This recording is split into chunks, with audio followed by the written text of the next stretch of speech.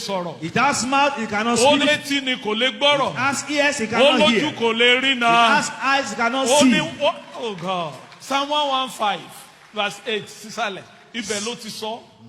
Àwọn ère tẹ́ ń wí yẹn bẹ́ẹ̀ bá gbé wọn sínú omi wọn lè gbéra wọn jáde. If you put those images inside water, they cannot rescue wọn themselves. lè complain. If you burn them, they cannot Ẹ complain. pinnu ní ọdún yìí. Make a decision this Wípé year ẹ̀yin ò forí balẹ̀ fún ère that mọ́. you will not bow to those Ẹ̀yin ò bá wọn images. ṣe ọdún eégún mọ́. That you will not join them to Ẹ̀yin do ò bá a wọn ṣe ọdún festival. orò That mọ́. you will not do Oro Ẹ̀yin festival ò with bá them wọn again. bọ̀gún mọ́ lọ́dún That you will yìí. not help them to worship Ogun Jésù again. ni ìmọ́lẹ̀ That ayé. Jesus is the Ó light pè of the ọ́ world. gẹ́gẹ́ bí ọba wípé kó máa bọ̀ And lọ́dún that yìí. Jesus is Ó calling you pè ọ́ lọ́dún today. yìí pé kó wá sí o. He's inviting you Ó today to pè ọ́ worship lọ́dún yìí Him. pé kó jẹ́ ìránṣẹ́ òun. He's saying Ó you should be pè His ọ́ lọ́dún yìí pé servant. kó jẹ́ agbẹnusọ òun. He said, be a Ó pè spokesman ọ́ for pé me. kó jẹ́ ìmọ́lẹ̀ nínú He ààfin said, yẹn. be the light in the palace for Sí inú me. ìlú tó jọba lé lórí. Over the town where you're a king. Over. Ọlọ́run retí ìsọjí láti ọwọ́ yín wá. God is expecting revival Ẹ gbé from your ìsọjí hands. kalẹ̀ nínú ìlú yín. Let there be a crusade in your town. Ẹ gbé ìpàdé àdúrà kalẹ̀ láàfin yín. Gather prayers in your Ẹ palaces. jẹ́ kí àwọn ìlú kó mọ ẹnitẹ́ni tẹ́ ń ṣe.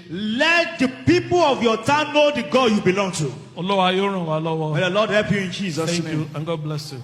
God bless you in Jesus' name. Mo kí kábíyèsí olú igbó ọ̀rà àtàwọn